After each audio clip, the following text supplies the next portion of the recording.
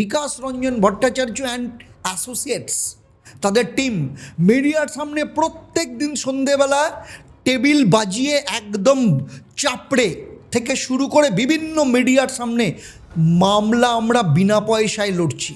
এটা শোনার পর সাধারণ মানুষ অনেকে আবেগে কেঁদেই ফেললো। দেখো, এখনও কেউ আছেন যিনি ছাত্রদের পাশে দাঁড়াচ্ছেন।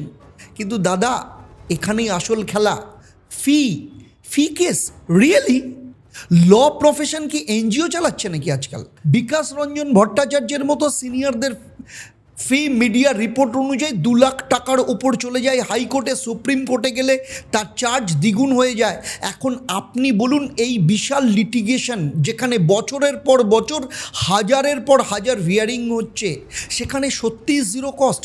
না দাদা, এই জিরো কস্ট নয়, অ্যাকচুয়ালি জিরো ইনভয়েস, ফুল পাবলিসিটি। আসলে ফ্রি ফাইট মানে হচ্ছে ফ্রি মার্কেটিং। প্রত্যেক দিন কোর্টে তার ছবি, প্রতিদিন টিভি চ্যানেলে তাদের কারণ না কারোর বাইট, প্রত্যেক দিন সংবাদপত্রে তাদের কারণ না কারোর নাম।